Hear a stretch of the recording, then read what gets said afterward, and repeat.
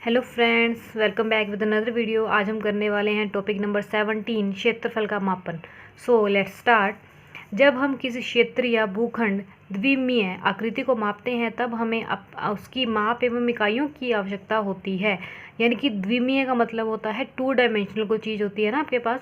अगर हम उसको मेज़र करते हैं तो उसके लिए हमें कुछ इकाइयाँ चाहिए होती हैं। तो जैसे हम कहते हैं कि क्षेत्रफल की इकाई है वो वर्ग के गुणांकों में व्यक्त की जाती है। वर्ग का मतलब जो भी आंसर आएगा वो स्क्वायर की फॉर्म में आएगा। जैसे अगर मैंने 4 सेंटीमीटर लिखा, सेंटीमीटर नहीं आएगा, वो सेंटीमीटर स्क्वायर होगा जब हम एरिया निकाल रहे हैं। जैसे किसी खेत या भू क्षेत्र को मापना, खेल के मैदान को मापना, सड़क एवं खंडों को मापना इत्यादि, इन सभी को मापने के लिए भिन्न भिन्न इकाइयों को प्रयोग में लाते हैं। अब अगर हम बात करते हैं, ये हमारी जो मीट्रिक प्रणाली है उसके जो माप हैं वो आप अपने आप याद करेंगे। आप स्क्रीन पे देख सकते हैं, इनको आप रीड आउट कर लीजिएगा। अब अगर हम बात कर लेते हैं, इंपॉर्टेंट पॉइंट है कि अगर हम किसी भी चीज़ का क्षेत्रफल निकालना चाहते हैं तो उससे रिलेटेड कुछ फॉर्मूलेज हैं जो आपको यहाँ स्क्रीन पर दिखाई दे रहे होंगे। तो हम इनको 1 बाय 1 रीड कर लेते हैं। फर्स्ट है त्रिभुज का क्षेत्रफल यानी एरिया ऑफ ट्राइंगल 1/2 इंटू आधार गुणा में ऊंचाई, यानी कि बेस इंटू में क्या हो जाएगा, हाइट हो जाएगा। तो ये आपको याद रखना है, जब भी आप त्रिभुज का क्षेत्रफल निकालेंगे तो ये फॉर्मूला अप्लाई हम करेंगे। फिर आता है आयताकार भूखंड का क्षेत्रफल, यानी कि जैसे लाइक रेक्टेंगुलर का, तो लंबाई गुणा चौड़ाई मतलब लेंथ इंटू ब्रेथ हो जाएगी। क्लियर? तो इसकी इकाई क्या आ जाएगी, वर्ग, यानी स्क्वायर की फॉर्म में आएगा। नेक्स्ट आता है वर्गाकार भूखंड का क्षेत्रफल। वर्गाकार का मतलब हो गया स्क्वायर। स्क्वायर का क्षेत्रफल निकालेंगे तो भुजा गुणा भुजा या फिर भुजा की पावर 2 भी आप कर सकते हैं। फिर आता है वृत्ताकार भूखंड का क्षेत्रफल, यानी कि सर्कल का जब हम एरिया फाइंड आउट करेंगे तो फॉर्मूला अप्लाई करते हैं पाई आर स्क्वायर। जो त्रिज्या है उसको हम स्मॉल आर से डिनोट करते हैं, तो पाई आर स्क्वायर लगाएंगे। और अगर अर्धवृत्ताकार की बात करेंगे तो जो वृत्ताकार का हमने क्षेत्रफल निकाला था उसको हम क्या कर देंगे, 2 से डिवाइड कर देंगे, तो वो किसका आ जाएगा, अर्धवृत्ताकार का क्षेत्रफल आ जाएगा। तो अब इसी से रिलेटेड कुछ क्वेश्चन सॉल्व कर लेते हैं जिसमें इन फॉर्मूलाज का हम यूज़ करेंगे। So let's start question number 1। Question number 1 आपको स्क्रीन पर दिखाई दे रहा होगा। यदि किसी वृत्त की त्रिज्या जिसका क्षेत्रफल 154 सेंटीमीटर स्क्वायर है एक वर्ग की भुजा के बराबर है, तब उस वर्ग का क्षेत्रफल कितना है, ये आपसे पूछा गया है। तो आपको दिया गया है कि एक वर्ग वृत्त की त्रिज्या है, यदि किसी वृत्त की त्रिज्या जिसका क्षेत्रफल 154 है, तो आपके पास क्या दिया हुआ है, यहाँ पे वृत्त का क्षेत्रफल दिया हुआ है। तो हम पहले राइट डाउन कर लेते हैं। वृत्त का क्षेत्रफल कितना दिया हुआ है आपके सामने, 154 सेंटीमीटर स्क्वायर। एक वर्ग की भुजा के बराबर है, यानी कि जो एक वर्ग है उसकी भुजा के बराबर है, तब वर्ग का क्षेत्रफल कितना होगा आपको ज्ञात करना है। तो अगर मैं बात कर रही हूँ वृत्त के क्षेत्रफल की, तो वृत्त का क्षेत्रफल क्या होता है, पाई आर स्क्वायर। तो पाई आर स्क्वायर किसके बराबर आ जाएगा, 154 सेंटीमीटर के स्क्वायर आ जाएगा। तो हम इसमें से 1 इसकी रेडियस फाइंड आउट कर लेंगे। तो कैसे करेंगे, 154 को यहाँ पे लिख देंगे हम, और जो हमारा पाई है उसका मान हम लेते हैं 22/7 या फिर हम 3.14 लेते हैं। जैसे आपके क्वेश्चन की रिक्वायरमेंट है आप उसके अकॉर्डिंग इसको यूज़ कर सकते हैं। तो अब देखो यहाँ पे 154 है तो मैं यहाँ पे 22/7 यूज़ करूँगी। तो 22/7 आएगा तो 22 नीचे आ जाएगा और 7 कहाँ आ जाएगा, ऊपर आ जाएगा। अब इनको कैंसिल आउट करते हैं। 11 2 22, 11 1 11 and 11 4 44, again 2 1 2, 2 7 14। So R is equal to कितना आ गया, 7 × 7। अब मैंने 7 × 7 इसलिए लिखा है क्योंकि आर स्क्वायर है, तो आर की वैल्यू यहाँ पे क्या हो जाएगी, स्क्वायर में क्या होता है, एक सिलेक्ट हो जाता है, तो 2 में से 1 होगा, तो ये आर इक्वल टू क्या आ गया, 7 आ गया।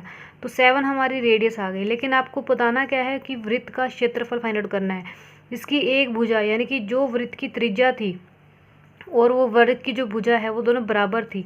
तो आर अगर 7 है तो अगर मैं बात करूँ उसकी भुजा की, तो उसकी भुजा, एक भुजा कितनी हो जाएगी, 7 सेंटीमीटर हो जाएगी। तो अब मैं बात करने वाली हूँ वर्ग की भुजा, तो वर्ग का क्षेत्रफल। तो वर्ग का क्षेत्रफल का फॉर्मूला क्या होता है, भुजा गुणा भुजा, या भुजा की पावर कितनी होती है, 2। तो यहाँ पे क्या आ जाएगा, 7 की पावर कितनी आ जाएगी, 2। तो आंसर कितना आ गया, 49 सेंटीमीटर स्क्वायर। आपने ध्यान रखना है एग्जाम में डायरेक्ट 49 सेंटीमीटर भी दे सकता है, तो आपने हमेशा किस पे टिक करना है, 49 सेंटीमीटर स्क्वायर पे। तो देखेंगे हमारा ऑप्शन कौन सा करेक्ट हो जाएगा। So option number 2 is correct. So move to the question number 2 now. एक त्रिभुज की ऊंचाई एवं आधार क्रमशः 6 सेंटीमीटर और 5 सेंटीमीटर है। आपको हाइट कितनी दे दी गई है, 6 सेंटीमीटर, और आधार का मतलब होता है बेस, बेस कितना दे दिया गया आपको, 5 सेंटीमीटर। तो त्रिभुज का क्षेत्रफल क्या होगा, आपने अभी फॉर्मूला सीखा इसका।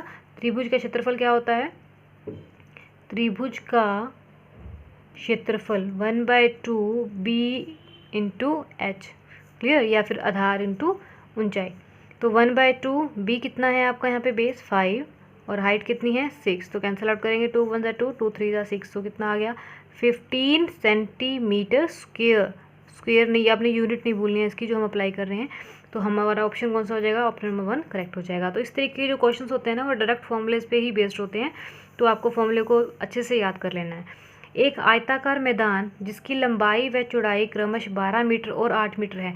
आयताकार है जिसकी लंबाई दी है आपको 12 मीटर और चौड़ाई यानी ब्रेड्थ कितनी दे दी है आपको 8 मीटर दी है, कि चारों ओर 1 मीटर चौड़ा मार्ग बना है। अब मान लो ये है इस तरीके से कोई आपके पास आयताकार मैदान है, ठीक है, तो आप इससे क्या बोल रहा है आपको कि उसके चारों तरफ 1 मीटर चौड़ा यानी इस तरीके से एक और मैदान बना हुआ है, इस तरीके से एक मीटर चौड़ा है। इसकी जो डिफरेंस है इस मैदान से यहाँ तक का ये जो है वो 1 मीटर है हर तरफ से। यहाँ से भी 1 मीटर होगा, यहाँ से भी 1 मीटर होगा और यहाँ से भी 1 मीटर होगा। तो आपको पूछा क्या गया है, तो मीटर चौड़ा मार्ग बना है, इस मार्ग का क्षेत्रफल क्या होगा। इस मार्ग का आपको क्या निकालना है, क्षेत्रफल ज्ञात करना है। तो क्षेत्रफल ज्ञात करने के लिए क्या होगा कि हम क्या करेंगे, इस कंप्लीट का क्षेत्रफल निकाल लेंगे और इसका क्षेत्रफल निकाल देंगे। तो अगर मैं इस क्षेत्रफल में से इसको माइनस कर दूंगी तो ये हमारा फाइंड आउट हो जाएगा। तो आपको यहाँ पे क्या दे रहा है, दिखाई दे रहा है। पहले हम मैदान का क्षेत्रफल निकाल लेते हैं। तो मैदान का क्षेत्रफल क्या हो जाएगा, मैदान का क्षेत्रफल कितना दिया हुआ है आपको, फॉर्मूला होता है हमारा लेंथ इंटू ब्रेथ हो जाएगा। तो कितना है 12 मीटर मल्टीप्लाई बाई 8 मीटर। 12 को जब हम 8 से मल्टीप्लाई करेंगे तो कितना आ जाएगा 96 मीटर स्क्वायर। इस तरीके से हम इसके मार्ग का भी निकाल लेंगे। मैदान का क्षेत्रफल किसके साथ, मार्ग के साथ, ठीक है, मार्ग के साथ। ये मैंने इसलिए लिख दिया ताकि आपको अच्छे से याद रहे कि हम कैसे कर रहे हैं। अब देखो यहाँ पे ये जो कितना है 12 और ये कितना था 8, अगर मैं इन पार्ट को भी इसमें काउंट करना चाहूँ तो ये 1 मीटर, ये 1 मीटर, ये तो ये कितना हो गया टोटल 12 से क्या बन गया 14। और अगर मैं इस एरिया की बात करूँ तो यहाँ भी है 1 मीटर, यहाँ भी, तो ये 8 क्या बन गया आपका 10 मीटर। तो क्या हो जाएगा L इंटू बी। अब इसकी L कितनी हो गई 14 और ब्रेथ कितनी हो गई 10, तो कितना आ गया 140 मीटर, 140 मीटर स्क्वायर। तो अब आपसे पूछा क्या गया है कि इस मार्ग का क्षेत्रफल क्या होगा। इस सिर्फ मार्ग का क्षेत्रफल निकालना है आपको इस मार्ग का। तो क्या करेंगे हम, इस टोटल क्षेत्रफल में से मैदान का क्षेत्रफल क्या कर देंगे, माइनस कर देंगे। तो 140 माइनस में कितना आ जाएगा 96, तो कितना आ गया 44 meter square. So option check करेंगे, हमारा ऑप्शन नंबर 5 करेक्ट हो जाएगा। तो इस तरीके से हम किसी भी जो क्वेश्चंस में जो क्षेत्रफल वगैरह पूछा जाएगा तो आप फाइंड आउट कर सकते हैं बहुत ईजी तरीके से, लेकिन आपको बस फॉर्मूलेज एक बार रिकॉल करने होंगे। So this was the topic number 17, क्षेत्रफल का मापन। And do watch my next video for more questions. Thank you and bye bye for now.